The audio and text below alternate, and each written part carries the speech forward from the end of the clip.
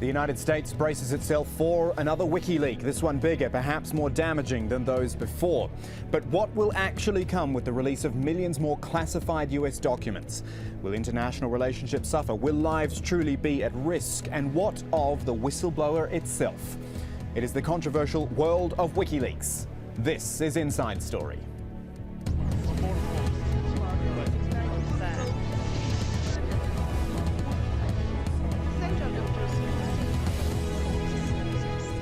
Hello there, I'm Kamal Santamaria. WikiLeaks. It is the name of probably the world's most famous whistleblowing website, but such is the size, the force of what it's doing these days, it has become much more than that.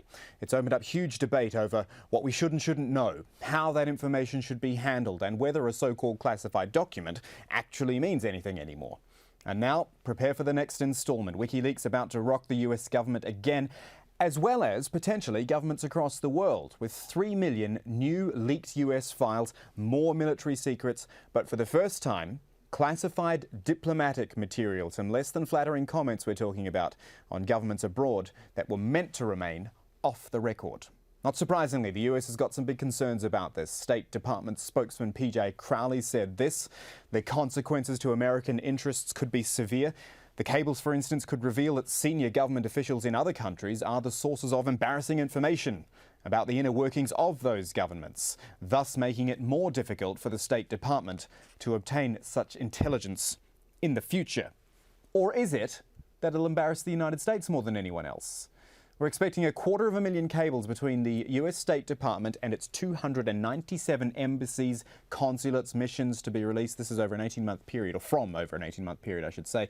They include private opinions, as we said, often unflattering, of allies and rivals across the world, and some explosive claims, such as governments apparently supporting terrorist groups.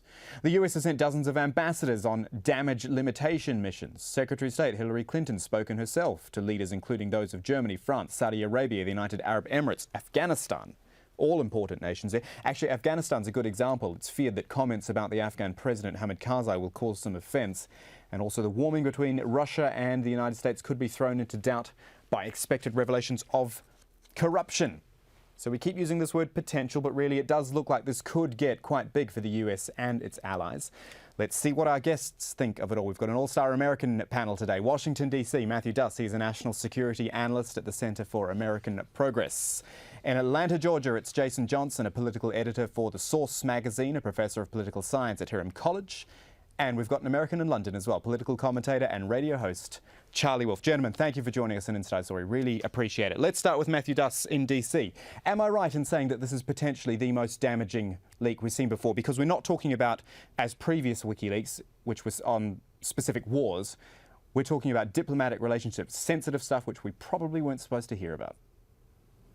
Yeah, I think we can judge just from the behavior of the U.S. government that this is a new kind of thing. This is unprecedented. We saw a letter just yesterday from State Department legal advisor Harold Koh stating out the legal rationale against the release of these documents, saying it could put lives in danger as well as endangering U.S. relationships with allies.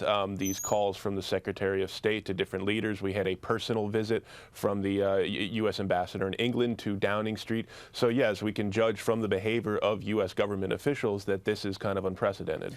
Well, seeing as you've mentioned the letter there, Matthew, let's look at that in some more detail, because after first warning foreign governments, the US State Department's legal advisor Harold Koh put out this letter to WikiLeaks.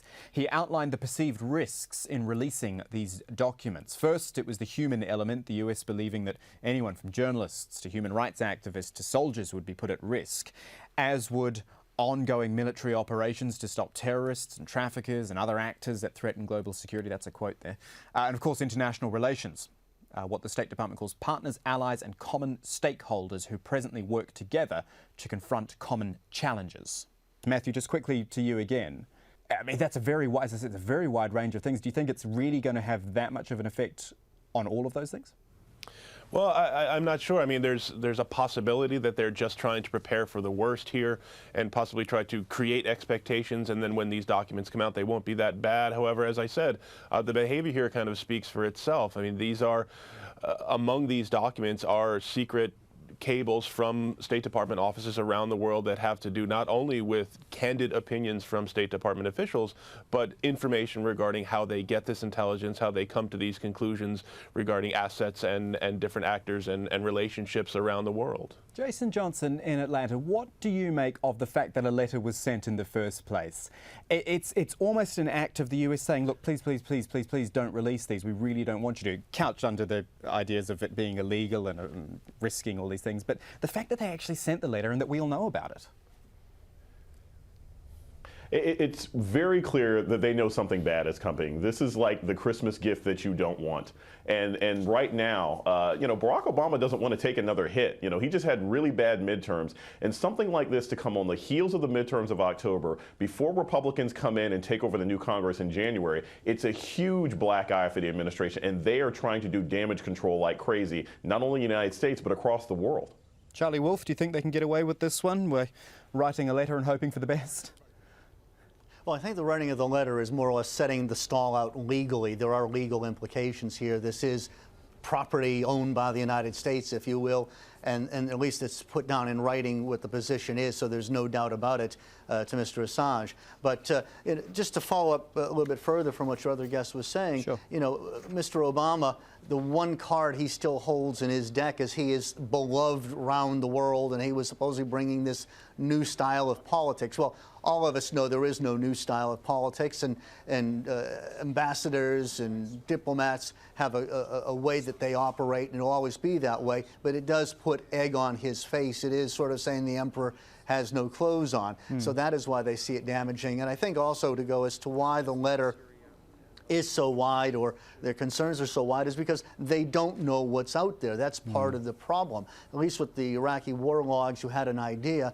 As I understand, some of this is on hard copy as opposed to electronic. I'm not an expert in these things, but again, I guess it means that it shows that they don't know the full range of what's there. So that's why they're talking about assets, diplomacy, human rights, etc. Am I being too harsh, Charlie, to stay with you for a moment, am I being too harsh in saying that this is something for this current administration, the Obama administration, cleaning up or having to deal with the mess of a previous administration, as it was with the WikiLeaks on Afghanistan and Iraq? I'm not sure if I would say that, because again, this is something that is just part of the human condition. We all have dear friends that we may not say things about them to their face, maybe to other friends we do. I don't think that necessarily makes us duplicitous. Also, diplomats do have a need, just as advisors have a need, to speak freely. When speaking to the Secretary of State or speaking to the President. That doesn't mean that it's then settled U.S. policy. There's blue sky thinking that goes on in say, in the Oval Office. And again, I think there's a right that should stay in the Oval Office. Whatever administration it may be, the Bush administration, the Obama administration, because again, people have to go through a process to arrive at a decision. Criticize a decision, debate a decision, but in getting there, I think they have a right to formulate policies in private. Jason Johnson, for all that's going on here, all the fear about what could possibly come out here, I think it's interesting that if you go back to the WikiLeaks on Afghanistan, the Pentagon did come out about a month later. Robert Gates came out and said, actually, none of this really does jeopardize our people. I mean, do they just have to be careful before it comes out and say this could be a big risk, and then come out later and say, oh, actually, it's not as bad as we thought? You have to look worried at first, otherwise it makes the administration appear that they're not really doing their job. I think the consequences last time didn't necessarily have to do with what happened on the ground. It's not so much that soldiers were lost or private investigators or secret agents were compromised. It had to do with America's perception of the war. The war in Afghanistan reached its lowest point in Gallup approval ratings right after the first WikiLeaks release. And I think with Obama, who right now is saying, he wants to sort of continue in Afghanistan, he doesn't want another hit like that. He needs the American people to continue to support what it is he's doing in the Middle East. All right, Matthew Dust, let's come back to you, excuse me, in Washington. Let's widen things out a bit, because the difference with this potential WikiLeak is the effect it could have on intergovernmental relations, if you like. We're not talking about, as I said, specific wars, specific incidents during wars. We're looking at relationships. I mean, other governments who could be implicated here, I'm sure they realise the need for classified documents and the need for things to be kept secret. But if they come out of it looking bad, I mean, that's not going to look good for them or the United States. Right. Clearly, some people are going to be made very uncomfortable here. As Mr. Wolf said previously, I think everyone is aware that in the conduct of foreign policy, or in the conduct of policy more generally, there needs to be some element of secrecy, privacy. You want to hear the best unvarnished opinions from your advisors. You want to hear what they really think, and sometimes what they think is not fit for really public consumption. But yeah, I mean, we've already heard rumors, some elements here. I read that there was possibility Turkish support for Al-Qaeda in Iraq, possible U.S. support for PKK elements in Iraq. Now, we haven't seen this information yet, but that's actual. That's more than embarrassment. That could be a real crisis in U.S.-Turkish relationship. Which plays into the idea that this releasing any of these documents could be quite risky, but it's risk made of the players themselves. In that case, if you're talking about Turkey, right, it's risk made by themselves. They can't argue with that, can they? No, that's right. I mean, this is something, in a way, this gets at why we're the new media atmosphere in which we're operating. And, since the beginning of time, governments have engaged in, a public dialogue and a secondary dialogue, and have occasionally done things behind each other's backs that were unsavory. But here now, where we have some, an organization like WikiLeaks that exists to bring all this information to light, it really affects the way that governments have to go about the business of foreign policy.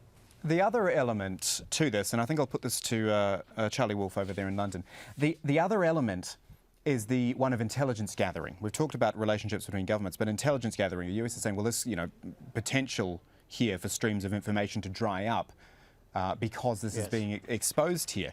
I mean, again, are they being a little bit too cautious here, or is PJ Crowley right when he says that?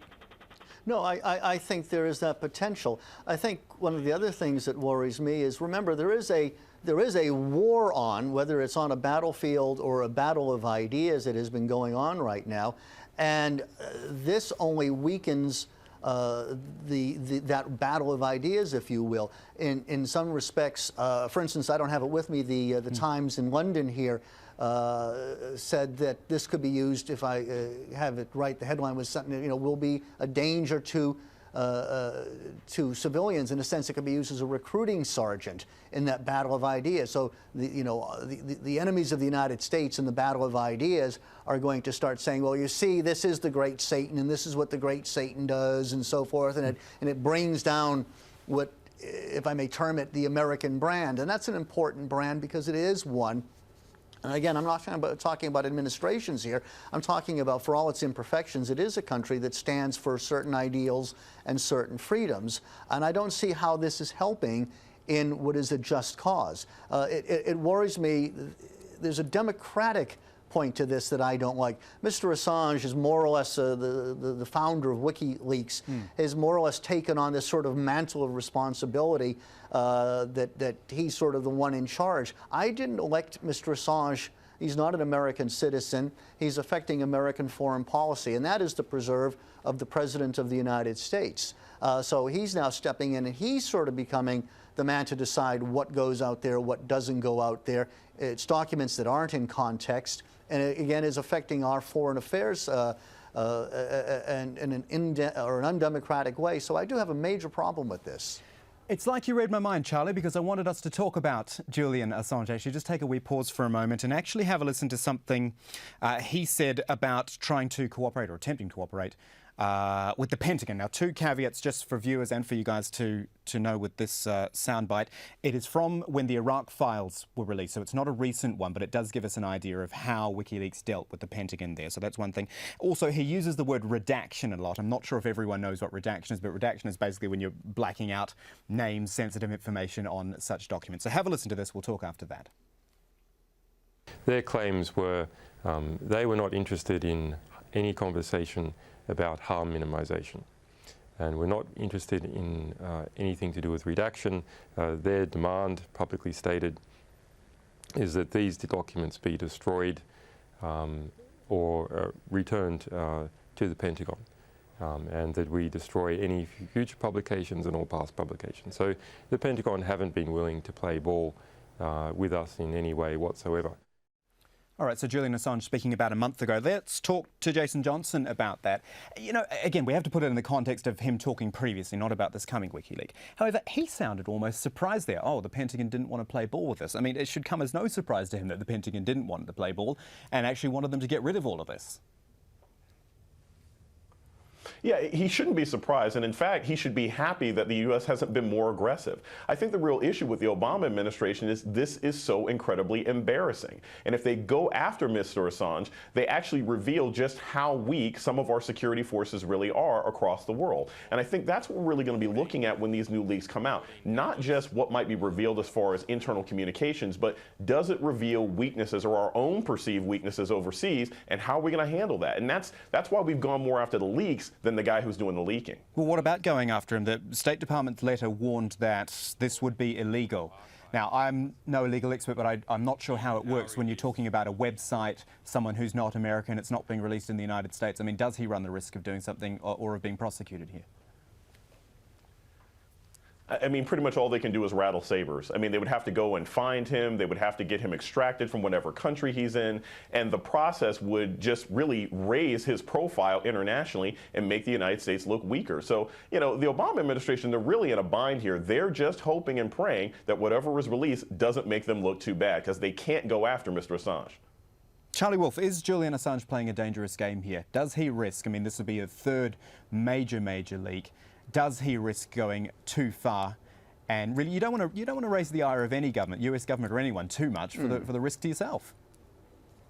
Well, I am just amazed at this guy's attitude. Again, listening to this clip right now about, you know, expecting the Pentagon to negotiate over documents that are rightfully their private, personal documents. I think the one quote that summed it up for me as far as Julian Assange is concerned, and I paraphrase, but he said something recently of, you know, he said, "Leave me alone, I'm trying to stop 2 wars here." And again, I don't know who elected this guy to be the head of the world government that's now setting U.S. foreign policy. Now, are they going to, I don't know, CIA or some secret agency going to go and do something like in a movie where the guy's kidnapped and, you know, in a honey trap or something or other and taken to a black site somewhere? Well, I think, as one of the other guests was saying, you know, he's such a major figure right now that it does make him a little bit untouchable. But it is, yes, I think it is a dangerous game because, again, one has to realize the effects of what he could do. Now, so far, the last 2 releases that came out really didn't have much of an effect. And funny enough, in some respects, actually, if you trawl through some of the documents, gave support for some of the arguments made about the Iraq War, et cetera.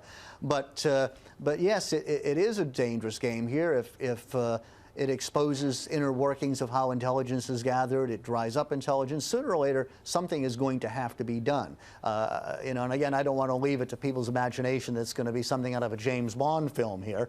But you know, America is going to have to protect its interests and its vital national security interests. Matthew Duss in DC, James Bond films or otherwise, what do you think people think in the United States of Julian Assange? Is he seen as a scary figure, someone who could be, as Charlie Wolf was saying, trying to stop 2 wars? Or is he just a sort of odd character releasing all these documents overseas? Well, to the small number of people in the United States that pay close attention to foreign policy, I think he is. I think he is seen as something of a threatening character. I mean, he tries to present himself as a crusading journalist. And you know, while I have no brief for Mr. Assange, I think his perspective as he's expressed it. I mean, going back to what Mr. Wolf said, no one elected Mr. Assange, and he's kind of set himself up as an adjudicator of, or you know, a releaser of this information. But I think his perspective, and many of those who support him, see the United States, these people in other countries did not vote for the leadership of the United States, and yet the United States takes all these actions and enacts all these policies that have real implications and consequences for people around the world. So I think what we're getting into here is the globalization of... Please. I was going to say, can I just cut in? I was just going to say that you can see that he is going to a political agenda as well. And I find it interesting that, as other commentators have said in the past, you don't see him going after China, for instance, or what's going on in Iran, for instance. So, you know, if he was really this great crusader, and he was releasing stuff from other countries, then I could understand. But when it seems that everything concentrates on the United States, it just seems to me a man with a political agenda on a bit of a crusade, Right. and that makes me a bit suspect of him. Jason Johnson, did you want to jump in Right, there if I as could- well? Yeah. I think the issue also is he knows who to pick a fight with. The United States, because we have a brand to protect, is not going to hunt him down and throw him in the back of the truck and make him disappear. That might happen with China. That might happen with Iran. You know, I think his idea that he's going to be able to stop two wars is absolutely preposterous, but I think this is a reflection of the lack of respect that people sometimes have for the United States, and he's not going to pick this fight with someone else. We're starting to run down I the could clock just on get in Inside here Story, on so I the, want to bring in legal- one final idea for us to talk about, and that is the idea of what is a classified document anymore. I mean, it is always the right of a government, whether the public like it or not, it is a right of a government to keep secrets and decide what it wants to tell or not. However, does that go out the window in this digital age where it seems people can get in, grab stuff, get it out there on the internet like this? Let's start with Jason Johnson. What do you think? Yeah, look, it's almost impossible to keep anything anymore. I mean, already, you know, human element made it difficult to keep secrets. But now with the internet, you can't block information from being put out there. I think what this means for the United States is, you know, they need to find out who the human leak is, and they also need to be more innovative in how our information is distributed, because you can't stop these kinds of leaks from happening in the future. Matthew Duss, does a classified document, that phrase, classified document, does it actually mean anything anymore? I know I would agree with Mr. Johnson, but I would also just mention, I mean, there's talk about here about what action the U.S. could really take against Mr. Assange. It's unclear to me what laws he's actually broken. He's not a citizen of the United States, and even as a journalist, the United States doesn't, you know, it's not illegal to receive classified information as a journalist. It's illegal to leak that information.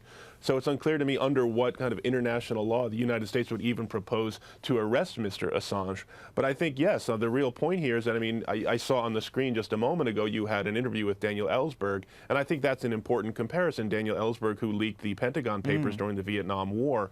This is happening on a global scale, and it will continue to happen on a global scale. So governments really need to catch up, and especially the United States really needs to start thinking more creatively about how to protect its own information and react to the release of such information. And not just the United States. Let's go to Charlie Wolf in London. The idea that these other governments who could be implicated here, they're probably going to be shaking in their boots a little bit at the moment until we know the exact details. I mean, does it force almost a rethink for governments? Well, we've got to be careful what we say. We've got to watch what's on the record, what's off the record, even more than we used to, because this could come out in the wash anyway. Yes, and that's to me a bad sign because, again, it does not allow advisors to speak freely. I think there's one other thing. Instead of just looking at what's a classified document, one thing that worries me is this term whistleblowing and how it's been abused. They call this a whistleblowing site. This is not whistleblowing. Whistleblowing is when if you found out your boss was stealing from the company and you made that public to the owners of the company you work for, that would be whistleblowing. There's no malfeasance going on. These are people working within the law. There was a story here a couple of years ago. Someone at GCHQ disagreed with the fact that the government, I think this was at the time of Iraq, wanted GCHQ to spy on things that were going on within the UN to get a better understanding of their position. And this low-paid worker disagreed with that, so she decided to release this, and they called it whistleblowing. Again, they were working within the law of the land as decided by elected officials. So I think this is one thing that really concerns me, that the public takes on to this, the way it's been promoted as this is whistleblowing, when in fact it is not. Well, whatever you call it, it's here to stay. We're going to keep an eye on this story. Obviously, WikiLeaks, so big in the news these days and about to become bigger, you would think. Thanks to our guests. Really great discussion it was today. Matthew Duss is in Washington, D.C., Jason Johnson's in Atlanta, and Charlie Wolf in London. Thank you, gentlemen. And thank you for joining us for this edition of Inside Story. You can send your comments and suggestions to us on this show, on future shows, whatever you'd like. InsideStory@aljazeera.net is our email address. From the whole team, though, it's goodbye for now.